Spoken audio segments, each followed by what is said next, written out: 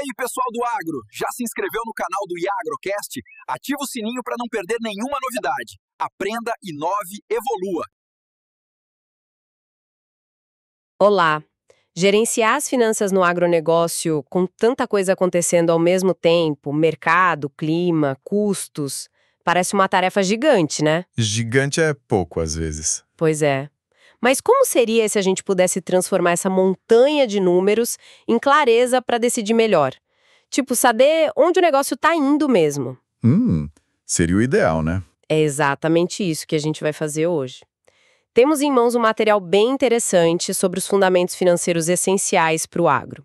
Vamos mergulhar na estrutura do demonstrativo de resultado do exercício, o famoso DRE. O DRE peça-chave. Isso, e entender como analisá-lo por atividade, separando, por exemplo, o resultado da soja e do milho, e quais indicadores são, vitais para a gestão. E para não ficar só na teoria, né, que às vezes cansa, a gente vai acompanhar um caso prático. A família Lafayette, lá do Centro-Oeste. Tradicional. Ah, legal. Eles gerenciam uns 3.500 hectares.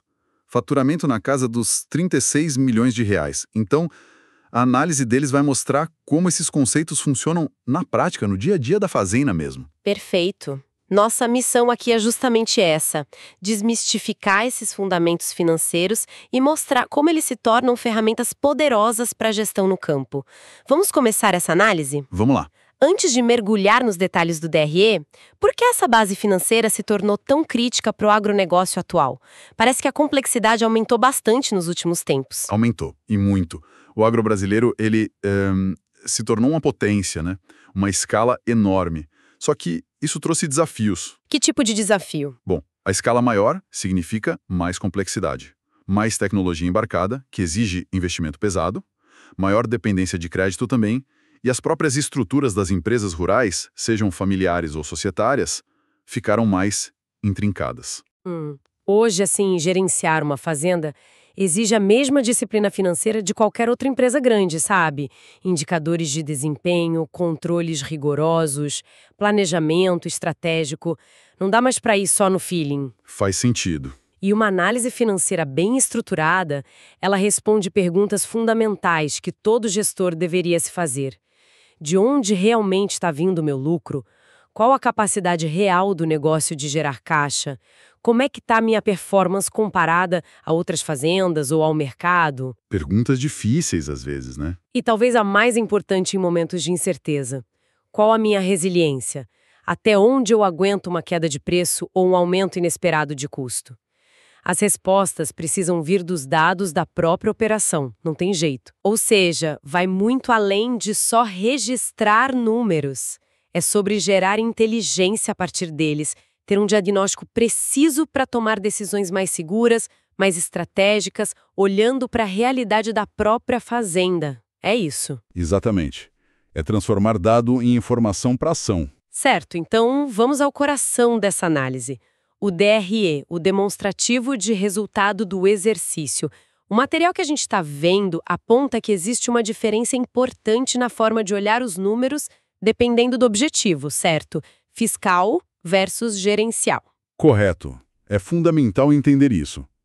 Temos basicamente duas visões que, embora usem os mesmos dados brutos lá da contabilidade, têm propósitos bem distintos.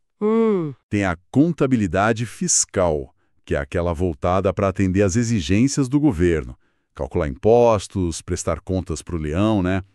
Geralmente ela segue o ano civil, de janeiro a dezembro, e muitas vezes opera pelo regime de caixa, ou seja, registra quando o dinheiro efetivamente entrou ou saiu. Ok, essa é a para o governo. E a outra? A outra é a contabilidade gerencial. Essa é feita para a gente, para a gestão interna, para tomar decisão.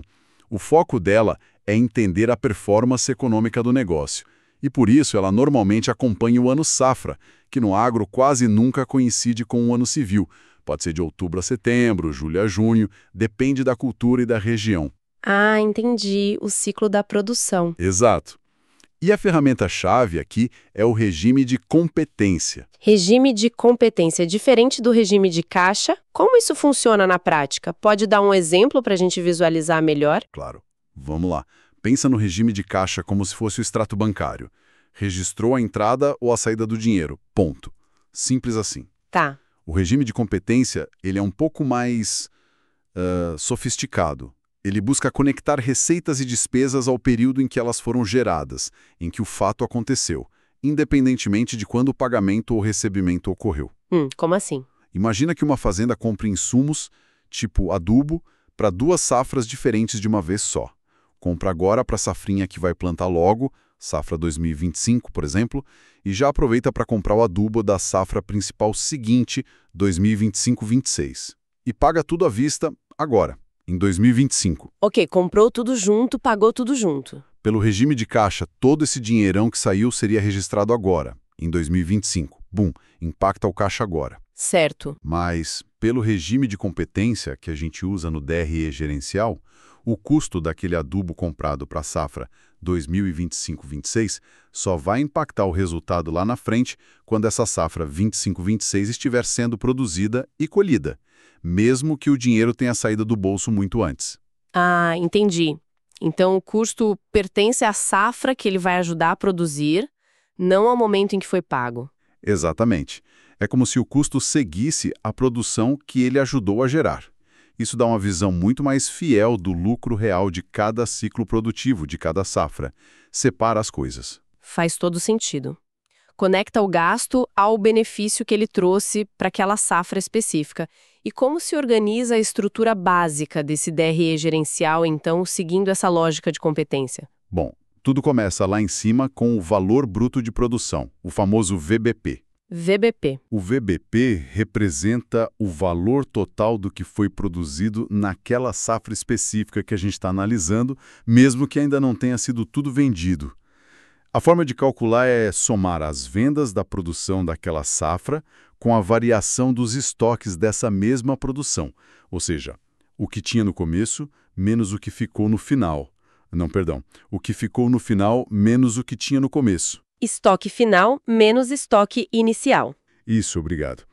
É uma métrica muito útil no agro porque permite apurar o resultado econômico da safra sem ter que esperar a venda completa, que às vezes demora meses, né? Sim, a comercialização tem seu próprio tempo. Exato. E é importante aqui separar o que não é da atividade principal. Vendeu um trator velho. Isso não é VBP da lavoura. Entra como receita não operacional lá embaixo. Entendido. VBP é o valor da produção da atividade fim. E depois do VBP? Depois de apurar o VBP, a gente precisa subtrair os gastos totais daquela safra. E aqui o material traz uma separação conceitual importante. Custos versus despesas. Ah, essa é clássica. Qual a diferença aqui no contexto do agro? Os custos são todos aqueles gastos diretamente ligados à produção agrícola em si. O material usa uma analogia boa. São os gastos que fazem a planta crescer. Gostei. Faz a planta crescer. É isso. Podem ser custos diretos, aqueles fáceis de alocar uma cultura específica, semente de soja, fertilizante para o milho, defensivo para aquela área. Ou podem ser custos indiretos, que beneficiam várias culturas ou a produção como um todo. A mão de obra do tratorista que planta soja e depois colhe milho. O diesel das máquinas, a manutenção geral desses equipamentos. São custos da produção, mas mais difíceis de apontar para uma cultura só. Ok. Custos ligados à planta e as despesas. As despesas são os gastos necessários para manter a estrutura da fazenda funcionando, mas que não estão diretamente ligados ao ciclo biológico da planta. São gastos de apoio. O pessoal do escritório, o contador, o aluguel do escritório na cidade, a taxa do sindicato, a consultoria de gestão, o prolabore da diretoria. A lógica aqui é, se a gente cortasse a despesa, a ponta continua crescendo lá no campo, pelo menos diretamente. Entendi. Despesa é mais da estrutura, do suporte, custo é mais da produção. Exatamente. Essa separação ajuda muito a entender onde o dinheiro está sendo empregado. Onde estão os maiores ralos, onde dá para otimizar. E itens como juros de financiamentos ou desgaste das máquinas, a tal da depreciação, onde eles entram nessa conta toda? Esses geralmente entram numa linha separada, mais abaixo no DRE, depois da gente calcular um resultado operacional intermediário. Os juros entram como despesas financeiras. A depreciação e a amortização também têm sua linha própria. Mas depreciação não é saída de caixa, né? Por que colocar no DRE? Ótima pergunta. Não é saída de caixa naquele mês ou ano, é verdade, mas é um custo econômico real. Representa o desgaste dos ativos, máquinas, implementos, benfeitorias, pelo uso e pelo tempo. A máquina vai ficando velha, perde valor, vai precisar ser trocada. Contabilizar a depreciação é fundamental para reconhecer esse custo e, idealmente, para formar uma reserva, mesmo que contábil, para a futura reposição desses bens. Se não considerar, o lucro parece maior do que realmente é no longo prazo. Faz sentido. É um custo de manter a capacidade produtiva. Perfeito. E ao calcular o resultado antes desses itens que a gente falou, juros, impostos, depreciação e amortização, a gente chega num indicador muito importante e muito conhecido no mercado, o EBITDA, ou LAGIDA, como também é chamado em português, né? Lucro antes de juros, impostos, depreciação e amortização. O EBITDA, sempre ouvido falar dele, o que ele mostra exatamente? Ele mostra a capacidade bruta de geração de caixa da operação principal da fazenda. Isola os efeitos de como a empresa se financia, juros, quanto paga de imposto e das decisões de investimento em ativos, depreciação. É um ótimo indicador para medir a saúde operacional pura do negócio, sabe? E para comparar empresas mesmo de setores diferentes. Ok, então a estrutura básica está ficando clara. Começa com o VBP, tira os custos diretos e indiretos, chega na margem bruta. Tira as despesas, chega no EBITDA LAGIDA e depois ainda entram os juros, impostos e depreciação para chegar no lucro líquido final. Parece um mapa bem claro do resultado. É um bom mapa, sim. Mas o material sugere ir além, né? Detalhar o DRE por atividade, como separar soja e milho no caso da família Lafayette. Isso não complica demais a gestão? Onde está o equilíbrio entre ter informação e ter trabalho demais para gerar essa informação? Essa é uma pergunta excelente e toca num ponto crucial que o material alerta. O custo versus o benefício da informação. Separar o resultado por atividade soja, milho, algodão, pecuária, o que for, é extremamente poderoso. Por quê? O que se ganha com isso? Porque permite identificar qual parte do negócio está realmente gerando mais valor, qual está com margens apertadas, onde estão as oportunidades de melhoria específicas de cada cultura. Pode direcionar decisões como: vale a pena aumentar a área de soja e diminuir a de milho? Preciso investir em tecnologia para melhorar a produtividade do algodão? Ou até mesmo, será que não está na hora de parar com essa atividade aqui que só dá prejuízo? Dá um foco muito maior. Entendi. Decisões mais direcionadas. Exato. Mas, sim, você tem razão, exige mais controle, mais detalhamento nos lançamentos lá na base. Tem que saber se aquele gasto de diesel foi para preparar a área da soja ou do milho, por exemplo. E aí entra o tal princípio de Pareto que você mencionou. Isso. Focar o esforço de controle naqueles 20% de informações que vão gerar 80% do impacto na decisão. Não adianta criar um sistema de custeio mirabolante, super complexo e caro, se aquele nível de detalhe adicional não levar a decisões significativamente melhores. O ideal é começar separando as grandes atividades e, se fizer sentido econômico, aprofundar mais onde o dinheiro realmente está. E como fazer essa separação de forma confiável? Tem que ter regras, imagino. Tem, e regras claras. São os chamados critérios de rateio. E o mais importante, aplicá-las consistentemente ao longo do tempo, safra após safra, para poder comparar. Que tipo de regra? Por exemplo, como alocar os custos indiretos, mão de obra, diesel, manutenção, e as despesas, administrativo, entre soja e milho. Um critério comum que o material sugere é ratear na proporção dos custos diretos de cada atividade. A cultura que demandou mais semente, adubo, defensivo, custo direto, paga uma fatia maior dos custos compartilhados, como o trator ou o escritório. Proporcional ao uso direto. Isso.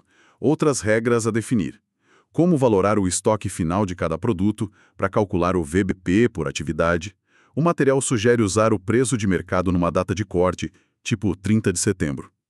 Qual vida útil usar para calcular a depreciação das máquinas? O exemplo usa 15 anos para as máquinas, 25 para as benfeitorias. O importante é definir e manter a consistência. E visualmente, como fica esse DRE por atividade? É como ter vários DREs pequenos. Quase isso. A estrutura básica se repete para cada atividade principal. A gente calcula o VBP da soja, subtrai os custos diretos da soja, depois aloca a parcela dos custos indiretos e das despesas que cabem à soja, usando o critério definido. Assim, chegamos à margem bruta e ao EBITDA da soja. Fazemos a mesma coisa para o milho. E aí compara os dois. Exato. Isso mostra a rentabilidade operacional de cada um deles. Geralmente, as despesas financeiras, juros e a depreciação não são rateadas por atividade, ficam na análise do resultado global da fazenda, porque refletem decisões de financiamento e investimento da empresa como um todo. Mas dependendo da estratégia, até poderiam ser rateadas. Entendi. É um trabalho que exige disciplina contínua, né? O material até menciona um roteiro de 10 passos para implementar isso e fala da importância de reuniões mensais para conferir os lançamentos. Não dá para deixar para o fim da safra e tentar organizar tudo de uma vez. De jeito nenhum. É um processo contínuo de registro e análise. E com esse DRE bem estruturado, seja ele global ou por atividade, surgem os indicadores financeiros. Eles funcionam como um painel de controle da fazenda, certo? Quais são os mais relevantes que esse material destaca para a gente ficar de olho? Sim, os indicadores são essenciais. Eles transformam aquela massa de números do DRE em informações rápidas, comparáveis, que ajudam a bater o olho e ver como as coisas estão indo. O material foca em alguns-chave. Quais são? Primeiro, a margem bruta, MB. É o VBP menos todos os custos de produção, diretos e indiretos. Ela mostra quanto sobrou da receita da produção para cobrir as despesas da estrutura administrativas, financeiras e ainda gerar lucro. É um termômetro da eficiência lá no campo, no controle de custos da produção mesmo.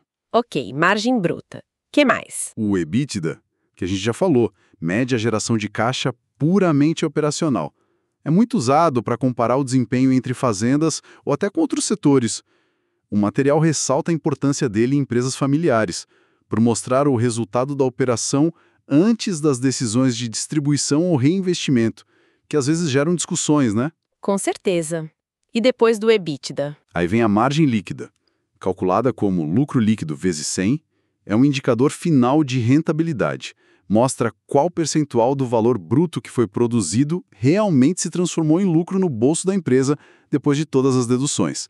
Custos, despesas, juros, impostos, depreciação. Se a margem líquida deu 15%, como no exemplo do material, significa que a cada R$100 de produção, R$15 ficaram como lucro final. É o quanto sobrou no fim das contas. Entendi. É o resultado final percentual? Isso. E tem os indicadores por hectare. Esses são cruciais no agronegócio. Calcular VBP por hectare, custo por hectare, EBITDA por hectare, margem bruta por hectare. Isso permite comparar o desempenho de forma padronizada, não importa o tamanho da área. Ah, para poder comparar áreas diferentes ou a mesma área em anos diferentes. Exatamente. Ajuda a comparar culturas, talhões dentro da fazenda, ou a própria fazenda ao longo do tempo, ou com benchmarks de mercado. É como trazer a lógica da agricultura de precisão para a gestão financeira. Claro, sempre ponderando o custo de obter esse dado por talhão versus o benefício que ele traz para a decisão. Princípio de Pareto de novo. Sempre ele. E um ponto fundamental, muito bem lembrado no material. Nunca analisar esses indicadores financeiros isoladamente. Eles precisam ser cruzados com os indicadores produtivos. Como assim? Área plantada, produtividade, sacas por hectare, arrobas por hectare, produção total em volume.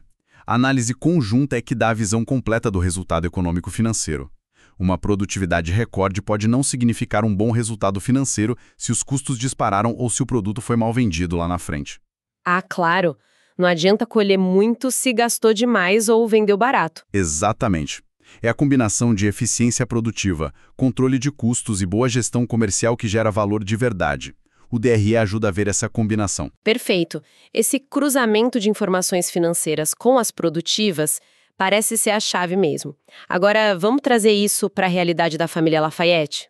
O que a análise do DRE da safra 2024-25 revelou sobre a gestão deles usando todos esses conceitos que a gente conversou? Olha, a análise que usou dados adaptados de fontes como o IMEA, para simular a realidade, trouxe à tona pontos bem interessantes e alguns alertas importantes para a família Lafayette. Conta pra gente. Primeiro, um ponto positivo.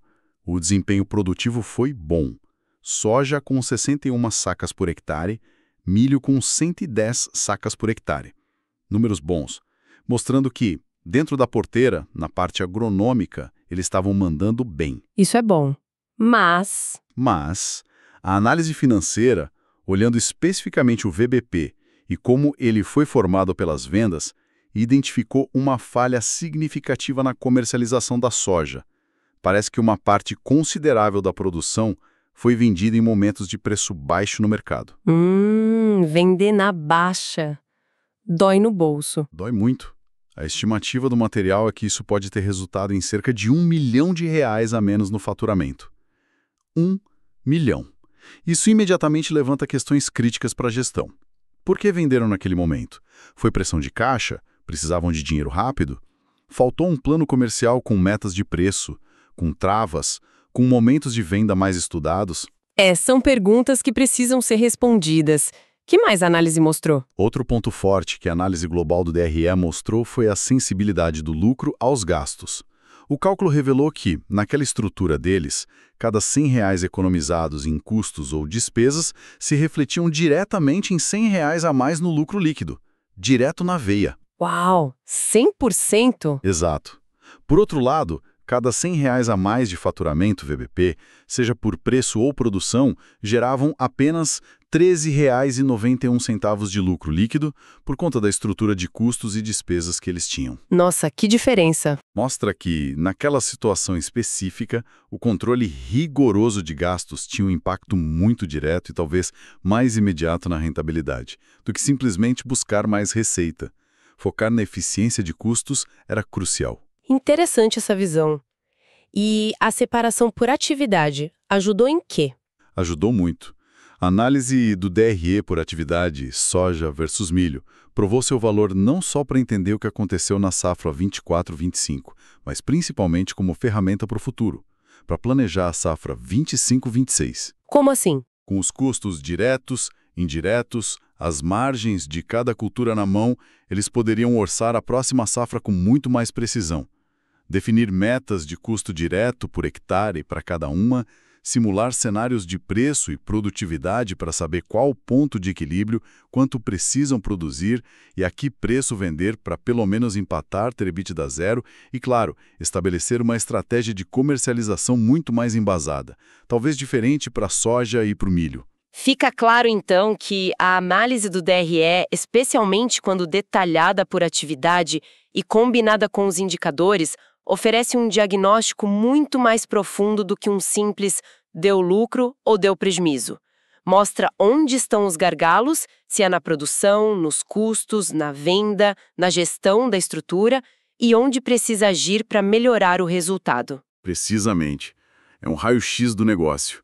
E ter essa apuração correta do resultado, usando o regime de competência, critérios claros de rateio, é a base para a próxima etapa da gestão financeira, que é tão importante quanto a tomada de decisão sobre o destino desse resultado. O que fazer com o lucro, né? Exatamente. O lucro vai ser reinvestido na própria fazenda, vai ser distribuído aos sócios, vai ser usado para reduzir endividamento, para criar uma reserva. Essas decisões estratégicas dependem de saber qual foi de fato o resultado econômico gerado pela operação.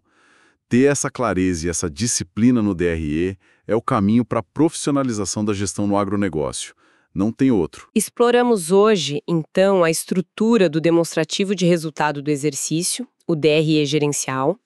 Vimos a importância de detalhá-lo por atividade e como os indicadores financeiros que saem dele se tornam um painel de controle essencial para o negócio rural. Usamos o caso da família Lafayette para ver como tudo isso funciona na prática. Vimos como dados podem e devem virar inteligência para a gestão. Exato. O material que a gente analisou reforça muito isso. Essa organização financeira, essa clareza nos números, é fundamental para a gestão interna, para a transparência entre os sócios, algo super crítico em empresas familiares, a gente sabe, e também para fortalecer a posição do produtor na hora de buscar crédito ou negociar com parceiros importantes. Sim, ter os números na mão dá mais segurança. Muita segurança. E essa ideia de transparência e profissionalismo que a análise financeira traz levanta uma reflexão interessante interessante para a gente finalizar a nossa conversa de hoje. Qual seria? O material fala sobre usar esses indicadores para melhorar a relação com sócios e bancos. Mas, pensando um pouco além, como será que a adoção consistente desse nível de análise financeira, DRE gerencial por competência, análise por atividade, indicadores claros e acompanhados regularmente, poderia transformar a qualidade das conversas que um produtor rural tem? Interessante, qualidade das conversas. Tanto as conversas internas com a família ou com os sócios, sobre os rumos do negócio, sobre onde investir, onde cortar, quanto as conversas externas. Imagina apresentar a fazenda para um banco, para um fornecedor estratégico, talvez até para um investidor, mostrando não só a produção bonita, mas uma gestão sólida, transparente, com números que param de pé. Que tipo de relação se constrói a partir daí? Nossa, muda o jogo, né? Deixa de ser só confia em mim para ser olha aqui os fatos. Exatamente. Fica a reflexão sobre o impacto dessa organização financeira, não só no resultado final, mas nas relações e na própria imagem do negócio rural. É algo para se pensar. Acesse o IA Agrocast no Spotify e no YouTube.